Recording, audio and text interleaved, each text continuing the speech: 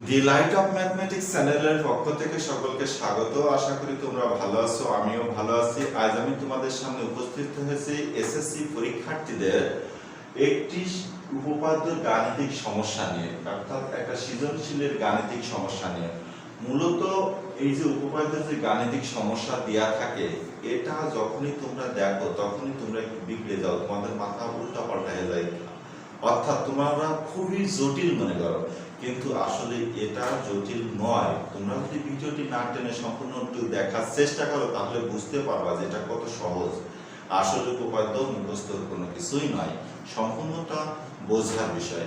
আমি এখানে যে উদ্দীপক দেওয়া আছে, দেখো উদ্দীপক আলোকে ক খ গ, অর্থাৎ উদ্দীপকটা কিন্তু মেন আইটেম। উদ্দীপক আলোকে কিন্তু আমার ক খ গ দিকে অগ্রসর হতে হবে, অর্থাৎ উদ্দীপকটা একটা গুরুত্বপূর্ণ ভূমিকা পালন করে সৃজনশীল প্রশ্নের জন্য, এটা তোমাদের মাথায় রাখতে হবে। আর আমি সবসময়ের জন্য উপপাদ্য খুব সহজভাবে প্রমাণ করার চেষ্টা করি। তাহলে আসো শুরু করি।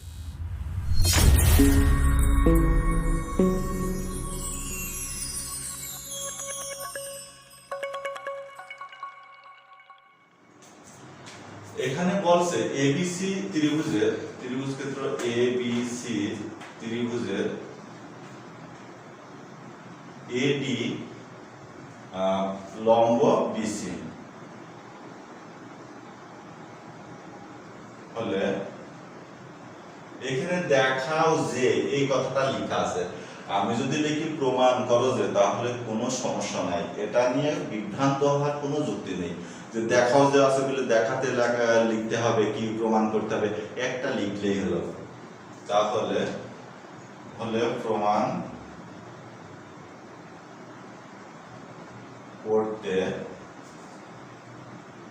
হবে যে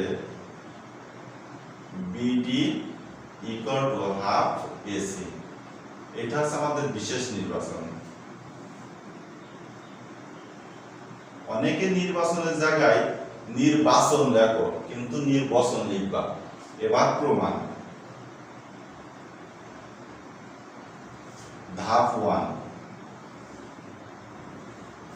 ধাপ 1 এ কি লিখবো, যেহেতু এ বি সি সমবাহু ত্রিভুজ,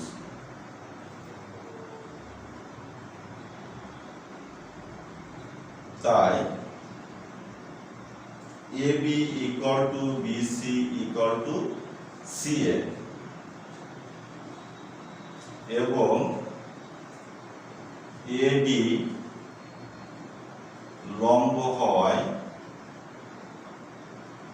যেহেতু এটা একটা সমবাহু ত্রিভুজ। সমবাহু ত্রিভুজের বিপরীত কোণ শীর্ষবিন্দু থেকে যখন লম্ব অঙ্কন করা হয়, তখন যেহেতু এই যে এ শীর্ষবিন্দু থেকে এই বিসি বাহুর উপর লম্ব অঙ্কন করা হয়েছে, অর্থাৎ এই বিডি এবং সিডি কিন্তু সমান হয়ে যাবে। আমার যদি সি বিন্দু থেকে যদি এই এ বি বাহুর উপরে লম্ব টানা হতো, তাহলে এ বি সমান 2 ভাগে ভাগে যেত। আমার যদি বি বিন্দু থেকে এসি বাহুর উপরে লম্ব অঙ্কন করা হতো, তাহলেও সেটা সমান 2 ভাগে ভাগে যেত।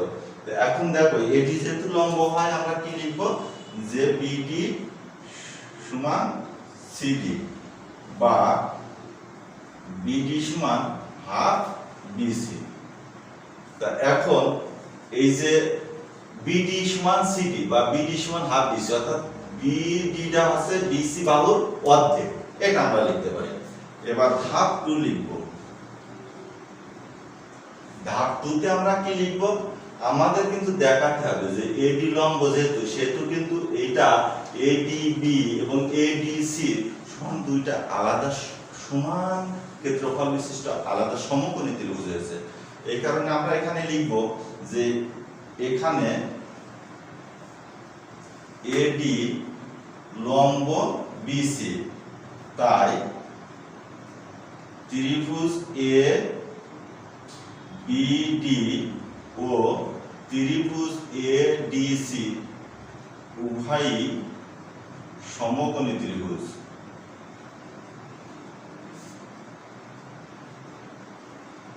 এবং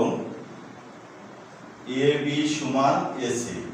এ বি সমান এসি কেন? কারণ কি সমবাহু ত্রিভুজের প্রত্যেকটা বাহু কিন্তু সমান হয়, এই কারণে এ বি সমান আমরা এসি লিখব।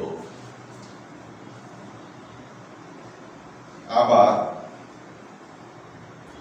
এডি সমান এডি। কারণ কি, এডিবি এবং এডিসি উভয় ত্রিভুজের সাধারণ বাহু আছে এডি, অর্থাৎ এই ত্রিভুজটাও গঠিত হয়েছে এডি বাহু দ্বারা নিয়ে, এবং এই যে এডিসি ত্রিভুজটা গঠিত হয়েছে এডি বাহু, অর্থাৎ এডি বাহুটা আছে যে এই ত্রিভুজ এবং এই ত্রিভুজ দুইটা ত্রিভুজেরই সাধারণ বাহু। তাই যদি এবি এবং এসি সমান হয় এবং এডি আর এডি সমান হয়, তখন কিন্তু অটোমেটিক্যালি বিডি সমান সিডি লেখা যায়। তা আমরা এখানে লিখতে পারি এবং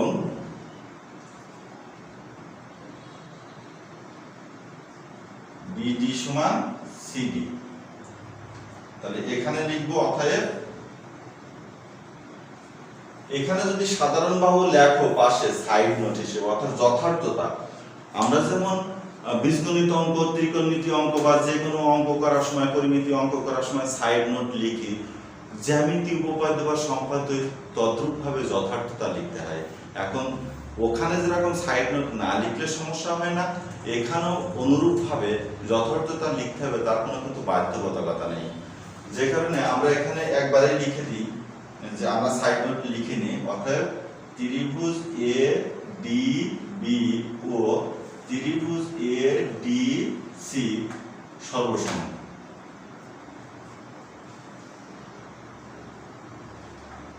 বা এই কথাটা আমরা এরকম লিখতে পারি যে ত্রিভুজ এ ডি বি সর্বসম ত্রিভুজ এ ডি সি, অতএব বিডি সমান হাফ বিসি। এখন বিসি মানে কি, বিসি মানেই তো হচ্ছে যে এসি, তাহলে এটা আমাদের প্রমাণ হয়ে গেল। অর্থাৎ দেখো, তোমরা একটু দেখো তো এখানে মুখস্থ কোনো কিছু ছিল কিনা, মুখস্থ কোনো কিছু নেই। আসলে মূলত আমাকে বুঝতে হবে যে এটা কিভাবে করতে হবে। ঠিক আছে, এখানে যদি এই লাইনটা না করো, এই যে সর্বসম, এই যে আমি এখানে বাংলায় লিখেছি, না লিখে এরা প্রতীক চিহ্নের মাধ্যমে এরকম লিখো, এটাই যদি উত্তম হয়, এটাই মূলত উত্তম, এরকম লিখলেও সমস্যা নাই। তাহলে আসো খ নম্বরটা আমরা দেখি, বলছে সি সূক্ষ্মকোণ বলে দেখাও যে এটা সমান এটা। তাহলে এবিসি একটা ত্রিভুজ, এই যে এসিবি বা এসিডি, এখানে সি কিন্তু সূক্ষ্মকোণই আছে, এখানে এসিডি অর্থাৎ সিটা কিন্তু সূক্ষ্মকোণ আছে, এই যে এই কোণটা। তাহলে আমরা খ নম্বরটা এই চিত্র দিয়েই আমরা করব। দেখো কিভাবে, খুবই সহজ। এটা কিন্তু আসলে মূলত তোমাদের নবম দশম শ্রেণীর উচ্চতর গণিত আছে, সাধারণ গণিত আছে। নবম দশম শ্রেণীর 3 অধ্যায়তে আছে উচ্চতর গণিতে, এবং সাধারণ গণিতে আছে 15 অধ্যায়তে, এবং এই প্রশ্নগুলো কিন্তু প্রায় পরীক্ষায় আসে। লিখব খ, যে বিশেষ নির্বাচন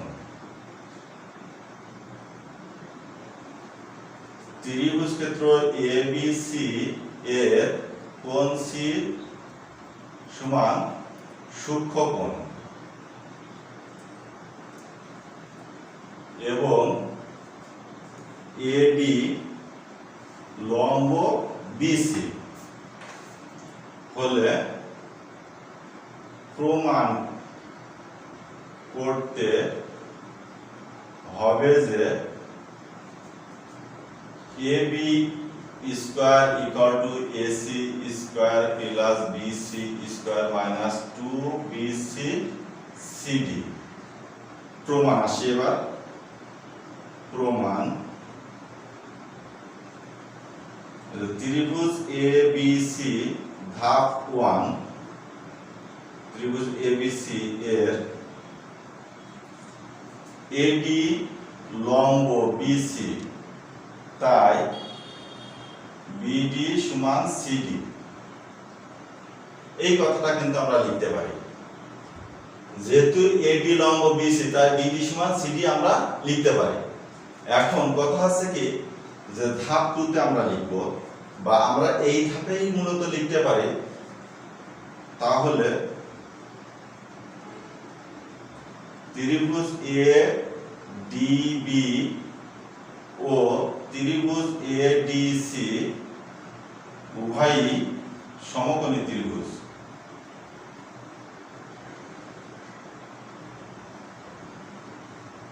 তাহলে ধাপ এবার কি লিখবো 2।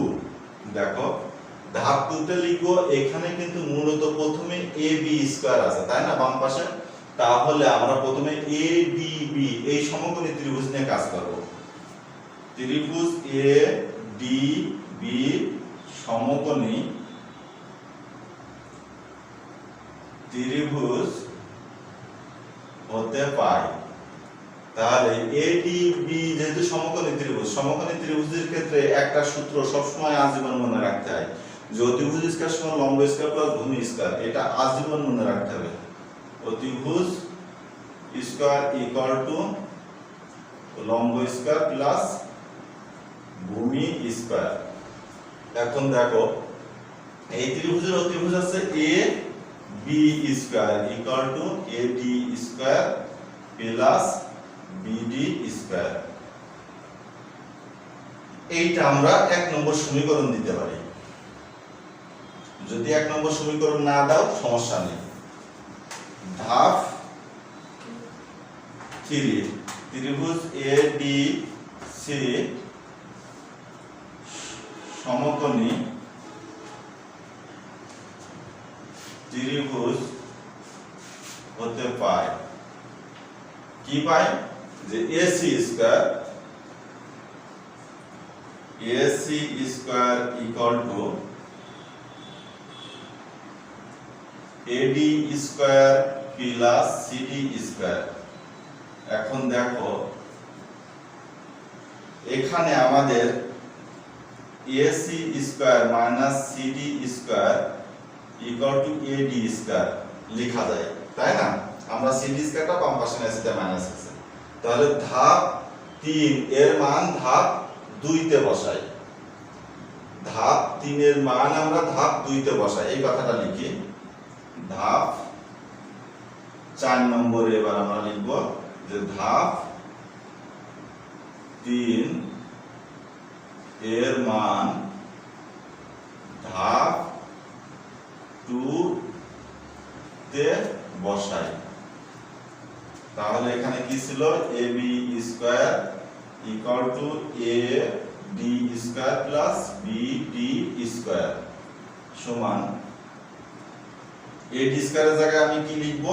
এই যে AC square minus CD square লিখব।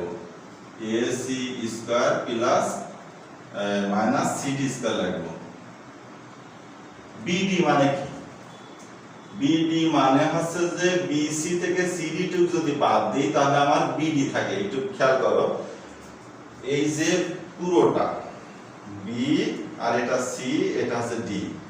আমি BC থেকে যদি CD অংশটুকু বাদ দিই তাহলে আমার BD অংশটুকু থাকে, ঠিক আছে। এই মোটটা থেকে আমি এইটুকু বাদ দিয়ে দেবো, তাহলে আমি এইটুকু থাকবে। তাহলে আমি কি লিখব? যে BC মাইনাস CD এর হোল স্কয়ার। অর্থাৎ এখন তাহলে কি লিখব? AC square minus CD square আর এটা a মাইনাস b এর হোল স্কয়ারের সূত্র, অর্থাৎ plus BC square minus 2BC CD plus CD square. তাহলে এখানে CD স্কয়ার আর CD স্কয়ার কেটে যাচ্ছে, তাহলে আমার কি থাকছে? AC square plus BC square minus 2BC into CD। এটাই আমার প্রমাণিত। তাহলে দেখো প্রিয় শিক্ষার্থীরা, আমি এটা কত সহজভাবে কিন্তু প্রমাণ করে দেখালাম। এটা খুবই সহজ। এটা কি মুখস্থ করার কোনো কিছু ছিল? এটাতে কিন্তু মুখস্থ কোনো কিছুই ছিল না, ঠিক আছে। অনুরূপভাবে গ নম্বরটাও প্রমাণ করা যায়। তা আসলে এবার আমরা গ নম্বরটা প্রমাণ করব। আমাদের গ নম্বর প্রশ্নে বলছে সি স্থূলকোণ। স্থূলকোণ মানে কি 90 ডিগ্রি থেকে বড় হবে এবং 180 ডিগ্রি থেকে ছোট হবে। তাহলে 90 ডিগ্রি থেকে যদি বড় এবং 180 ডিগ্রি থেকে যদি ছোট হয় তাহলে সেই ত্রিভুজটা আমাদের অঙ্কন করতে হবে, প্রথম কাজ। তাহলে দেখো আমরা এরকম আঁকতে পারি। তাহলে এইটা A, এইটা C, এটা কিন্তু আমাদের স্থূলকোণ। তাহলে এইটা B হলো। এখন বলেছে যে কি, যে AB লম্ব BC, অর্থাৎ BC বাহুর উপরে যদি লম্ব অঙ্কন করতে হয় তাহলে কিন্তু সেই লম্বটা হয় না। তাহলে আমাকে বুঝতে হবে যে এখানে মূলত BC বাহুর উপরে লম্ব, তার মানে বর্ধিতাংশের উপরে লম্ব। তাহলে আমি এই জায়গায় একটা লম্ব আঁকাবো এই BC বাহুর বর্ধিতাংশের উপরে, ঠিক আছে। তাহলে আমার কিন্তু এডি লম্ব আছে এই বিসি বাহুর বর্ধিতাংশের উপরে এডিটা আছে লম্ব হয়ে যাচ্ছে। এখন দেখো তাহলে গ নম্বরটা আমি বিশেষ নির্বাচনটা কি লিখব? বিশেষ নির্বাচন লিখব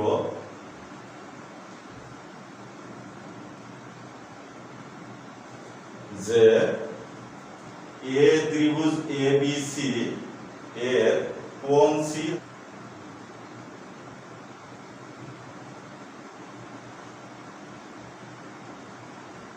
স্থূলকোণ, কোণ সি সমান স্থূলকোণ এবং বিসি বাহুর বর্ধিতাংশের উপর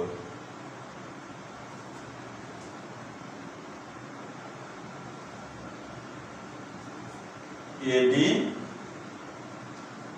লম্ব বিসি। প্রমাণ করতে হবে যে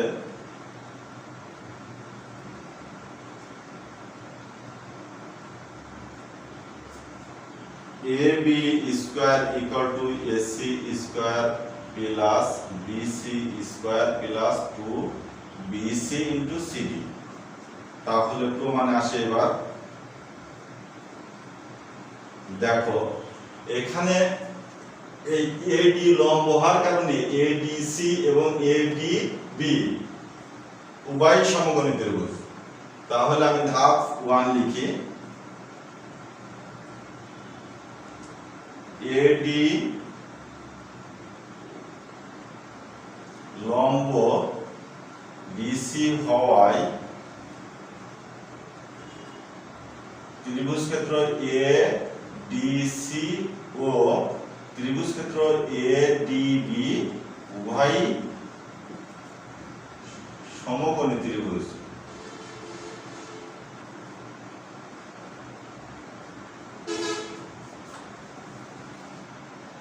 তাহলে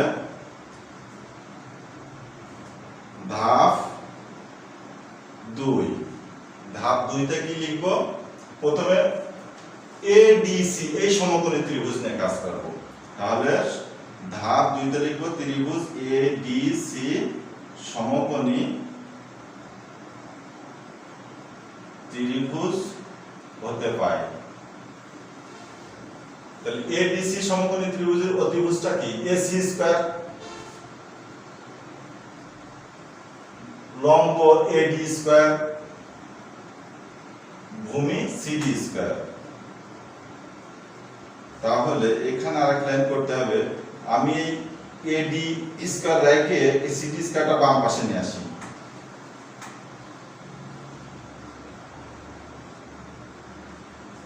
এবার ধাপ 3তে কি লিখব? ধাপ 3 ত্রিভুজ ADB সমকোণী ত্রিভুজ নিয়ে কাজ করব। সমকোণী ত্রিভুজ হতে পায়। তাহলে ADB সমকোণী ত্রিভুজ হতে পায়। তাহলে ADB সমকোণী ত্রিভুজের অতিভুজ কি? AB স্কয়ার লম্ব AD স্কয়ার ভূমি BD স্কয়ার। এখন দেখো AD স্কয়ার মানে কি? AD স্কয়ার মানে তো AC স্কয়ার মানে CD স্কয়ার। তাহলে AC square minus CD square. BD মানে কি? BC আর CD এই দুইটির যোগফল। তাহলে আমি লিখব BC প্লাস CD এই দুইটির যেহেতু যোগফল, তাহলে এটা A ধরি এটা B ধরি। তাহলে A প্লাস B এর হোল স্কয়ারের সূত্র কি? A স্কয়ার প্লাস 2AB অর্থাৎ 2BC CD plus CD square. এই CD স্কয়ার এই CD স্কয়ার যদি কেটে যায় তাহলে AC স্কয়ার থাকে প্লাস BC স্কয়ার থাকে প্লাস 2BC CD। এটা আমাদের কিন্তু প্রমাণিত। তাহলে প্রিয় শিক্ষার্থীরা দেখো এই যে আমি ক খ গ এই সৃজনশীল প্রশ্নটা করলাম, এখানে কিন্তু আমাদের মুখস্থ কোনো কিছু ছিল না। তোমাদের যদি এটা ভালো লেগে থাকে, এই গাণিতিক সমস্যাটা ভালো লেগে থাকে, তাহলে অবশ্যই লাইক কমেন্ট শেয়ার করবা এবং চ্যানেলটি সাবস্ক্রাইব করবা।